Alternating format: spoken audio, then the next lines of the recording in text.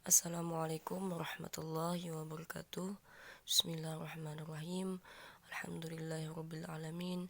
Wassalatu wassalamu ala asrofil anbiya'i wal mursalin wa ala alihi wa sahbihi ajmain, amma ba'd. Rabbi shrah li sadri wa yassir li amri wahlul 'uqdatam min lisani yafqahu qawli. Amin. Marilah kita buka perkuliahan hari ini dengan membacakan basmalah. Bismillahirrahmanirrahim. Jadi untuk perkuliahan hari ini alhamdulillah kita dipertemukan kembali dalam mata kuliah Psikologi Pendidikan Anak Usia Dini. Nah, jadi untuk perkuliahan hari ini Ibu menggunakan video seperti ini. Dan kita untuk diskusi melalui WA Group. Nah, yang pertama sistem perkuliahan online. Nah, sistem perkuliahan online kita yang pertama pembelajaran menggunakan media sosial WA dan Google Meet. Jadi untuk hari ini kita menggunakan media sosial WA, dan untuk Google Meet nanti minggu depannya lagi untuk presentasi menggunakan Google Meet. Yang kedua, penjelasan materi dipresentasikan dengan PPT. Nah, bisa juga nanti Ibu menjelaskan lewat PPT aja, mengirim lewat WA PPT saja, bisa juga video yang seperti ini. Google Meet itu yaitu secara virtual. Nah, secara virtual yang seperti kita lakukan seperti minggu kemarin, kayak mata kuliah manajemen. Nah, jadi sesuai petunjuk dosen besok minggu depannya apakah kita menggunakan Google Meet atau video. Nah, yang ketiga, yang dikerjakan dan dikirim selama pembelajaran oleh mahasiswa berbentuk tulis di kertas lalu dipoto, yaitu seperti minggu kemarin mereview, bisa ditulis di kertas lalu dipoto. Terus audio rekaman suara, nah bisa juga nanti kalian meresumnya lewat audio rekaman suara dan dikirim lewat WA Group. Dan bisa juga diketik di laptop, diketik di laptop lalu dikirim ke WA Group hasil ketikannya itu sesuai dengan petunjuk dosen. Nah, 30 menit sesudah pembelajaran berakhir dikumpul tugasnya dan mengirimnya lewat WA Group. Nah, itu tadi ada 3 caranya, jadi sesuai petunjuk dosen. Absen dengan mengisi link. Nah, link yang Ibu kirim sebelumnya, absen akan berakhir 20 menit setelah pembelajaran dimulai. Tidak dapat berhadir, silahkan minta izin, langsung chat WA. Hindari tidak hadir tanpa keterangan. Nah, jadi mengapa tidak hadir? Berikan alasan sakit ataupun ada kesibukan yang lain, beri alasan. Nah, untuk kehadiran ini kalian maksimalnya itu tidak hadir 3 kali pertemuan. Kalau lebih dari 3 kali pertemuan maka kalian tidak bisa mengikuti UAS atau UTS. Nah, jadi misalnya sakit, nah itu beda lagi kalau sakit itu. Kalau misalnya sakit pun lebih daripada 3 kali pertemuan sakit tidak bisa berhadir, itu minta izin karena sakit dan ibu berikan tugas. Nah, kalau misalnya tidak ada minta izin, alpa saja tidak ada alasan, nah itu perlu dipertanyakan, itu tidak bisa mengikuti UAS atau UTS. Nah, kita ini kan 1 kali perkuliahan dihitung 2 kali pertemuan kan. Nah, jadi kalau sampai 2 kali perkuliahan kalian tidak hadir, berarti ada 4 kali pertemuan kalian tidak hadir. Nah, jadi Ibu harapkan selalu hadirkan. Kita sekarang ini di rumah pun juga bisa kan hadir kuliah, tidak harus ke kampus. Nah, jadi Ibu harapkan semuanya tetap hadir dalam perkuliahan 16 kali pertemuan ini. Penilaian. Nah, penilaian Ibu di sini ada 3. Pengetahuan kognitif. Pengetahuan itu adalah pendapat kalian, misalnya dalam presentasi, dalam memberikan pendapat. Terus keterampilan, ada sikap atau adab. Nah, adab dan sikap tolong diperhatikan lagi. Keaktifan perkuliahan dan pembelajaran cerminkan akhlak Qur'ani sebagai seorang mahasiswa Institut Agama Islam Darussalam Martapura. Nah, ada 3 tadi kan, pengetahuan, keterampilan, dan sikap. Pengetahuan dan keterampilan itu harus seimbang dengan sikap atau akhlak. Nah, harus seimbang. Misalnya pengetahuan dan keterampilannya lebih tinggi, akhlaknya kurang. Nah, itu kurang juga. Jadi harus seimbang, akhlaknya tinggi, pengetahuannya pun dan keterampilannya harus tinggi juga. Terus, nah untuk tugas hari ini, kalian hanya meresum mata kuliah yang akan Ibu jelaskan yang akan datang ini melalui berbentuk rekaman suara, audio, dan dikirim lewat WA group. Nah, tugasnya hari ini. Terus, ketentuan perkuliahan. Jadi untuk perkuliahan ini dosen akan membagikan kelompok sama seperti mata kuliah manajemen pendidikan. Nah, jadi kalian hanya membuat PPT, terus tidak membuat makalah, hanya PPT saja. Sama seperti mata kuliah manajemen, kalian membuat PPT yang berisikan nama kelompok, pendahuluan secara singkat, isi materi, kesimpulan, dan daftar pustaka minimal 5 rujukan. Dan buku rujukan menggunakan e-book, aplikasi e-Fosnos, PDF, atau jurnal. Bisa melalui juga internet yang jelas nama pemiliknya. Nah, sekarang kita akan mempelajari apa sih mata kuliah pendidikan, mata kuliah psikologi pendidikan anak usia dini, dan pentingnya apa sih mata kuliah psikologi pendidikan anak usia dini. Nah, jadi pendidikan psikologi pendidikan anak usia dini ini cabang dari ilmu psikologi. Nah, cabangnya dari ilmu psikologi pendidikan pendidikan ini.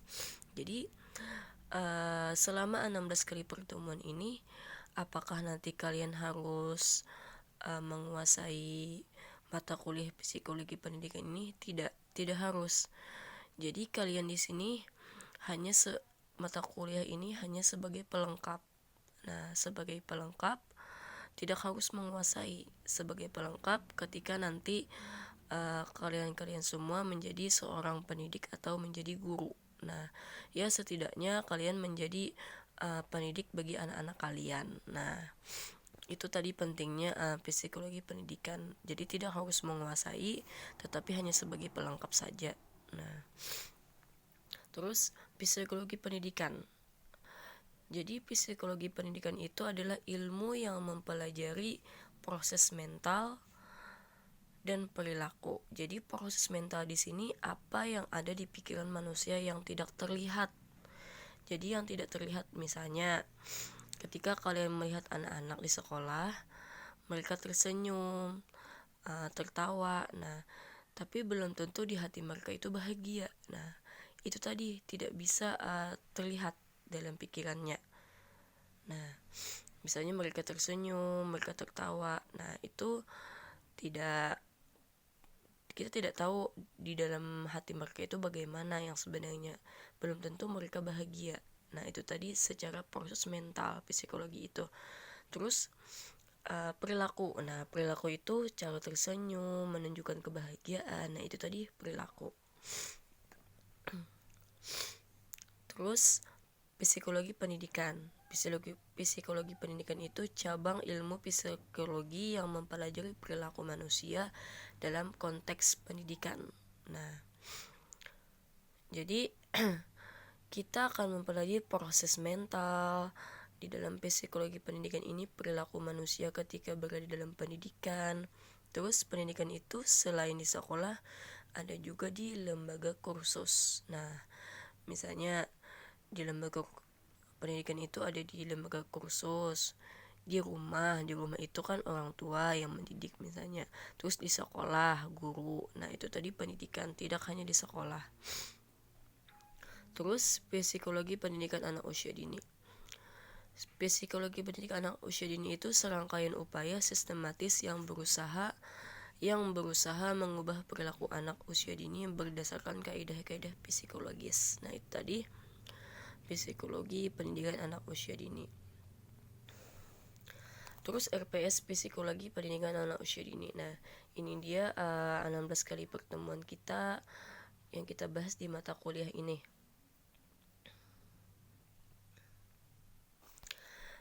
Jadi yang pertama itu peta konsep perkuliahan psikologi pendidikan anak usia dini, ruang lingkup psikologi pendidikan anak usia dini. Psikologi pendidikan anak usia dini itu nanti mencakup tentang tujuan, manfaat, fungsinya, dan lain-lainnya. Terus teori belajar dalam psikologi pendidikan anak usia dini, teori belajar, konsep pengajaran, sikap dan peran guru dalam pengajaran. Lalu ujian tengah semester. Selanjutnya teori perkembangan, keragaman anak, perkembangan masa anak-anak, bagaimana memfasilitasi perkembangan bakat dan minat anak didik melalui pembelajaran. Terus teori perkembangan anak usia dini dalam perspektif psikolog barat. Selanjutnya macam-macam kepribadian anak. Nah, terakhir adalah UAS, ujian akhir semester. Itu tadi RPS kita selama 16 kali pertemuan. Selanjutnya teori pokok bahasan kita selama perkuliahan ini.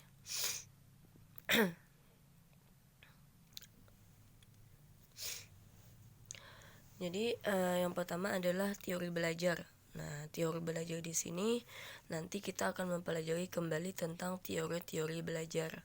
Nah, misalnya teori belajar itu yang pertama ada gaya belajar anak. Jadi gaya belajar anak tuh macam-macam.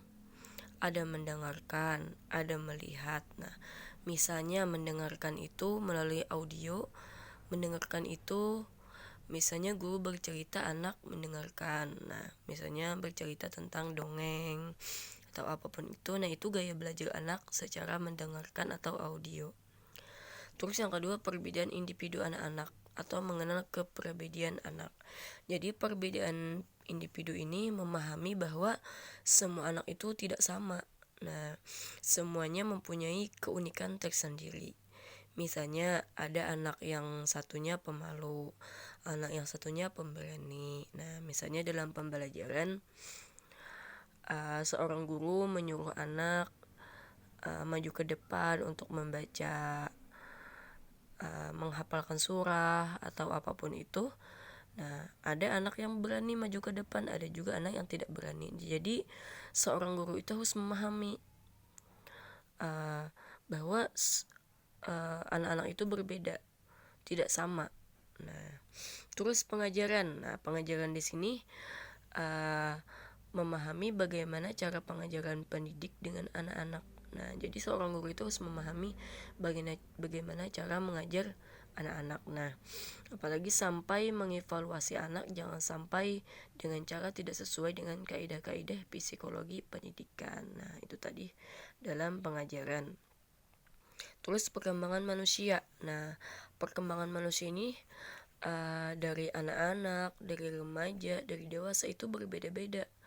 Misalnya dari anak-anak itu bermainnya, mereka sukanya bermain di lapangan terbuka, misalnya bermain dengan mainan-mainan tertentu, kayak seperti di TK itu kan bermacam-macam mainan. Nah, kalau orang dewasa kan beda lagi. Jadi perkembangan manusia atau anak itu berbeda-beda. Nanti kita mempelajarinya selama 16 kali pertemuan. Terus motivasi belajar. Nah, motivasi belajar ini bagaimana cara memotivasi anak-anak dalam belajar. Nah, ini tadi ada 5 pembahasan, pokok bahasan yang akan kita bahas dalam mata kuliah ini. Nah, selanjutnya apa sih pentingnya mempelajari psikologi pendidikan? Nah, pentingnya. Nah, bagi anak dulu. Jadi psikologi pendidikan ini sangat peduli terhadap perkembangan anak atau siswa.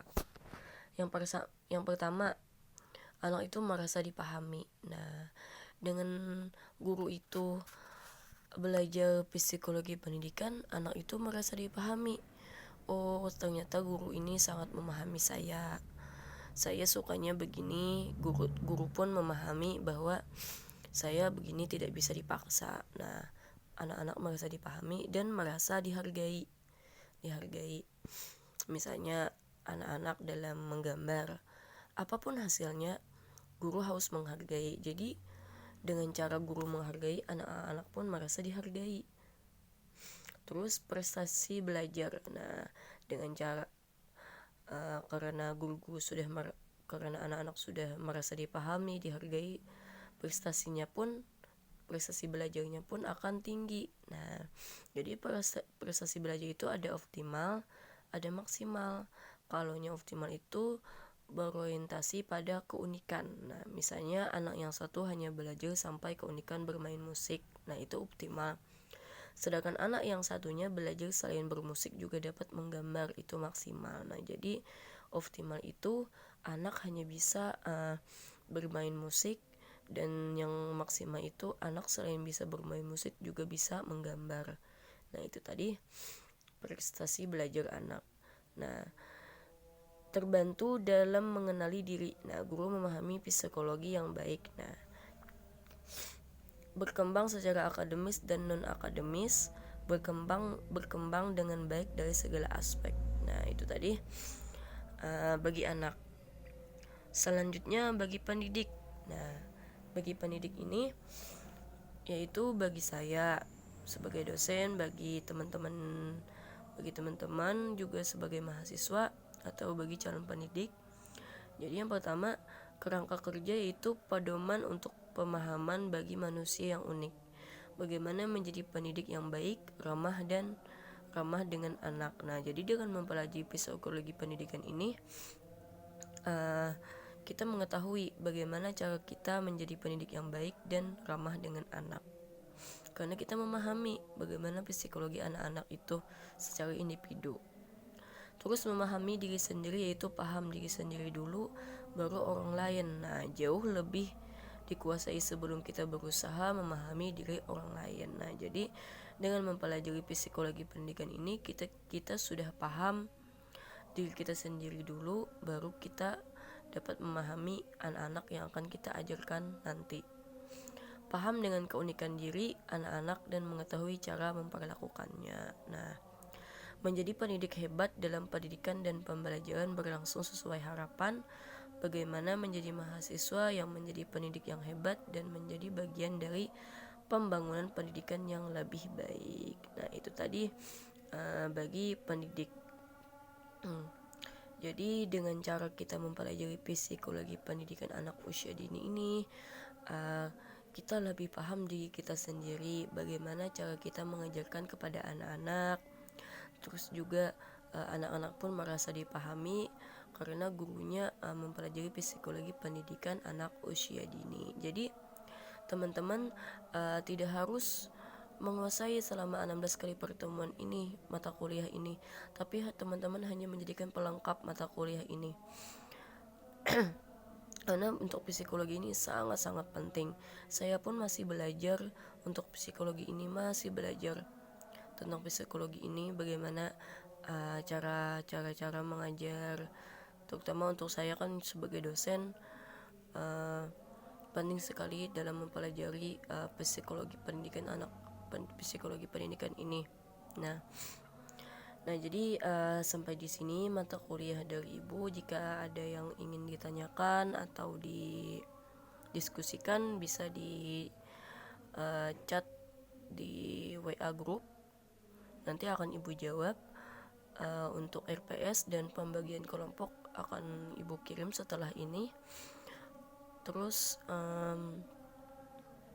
untuk tugasnya jangan lupa rekaman suara dan mereview dari materi yang Ibu jelaskan ini ya. Jadi sampai disinilah perkuliahan presentasi dari Ibu. Salah khilaf mohon maaf. Mudah-mudahan kalian mengerti. Assalamualaikum warahmatullahi wabarakatuh.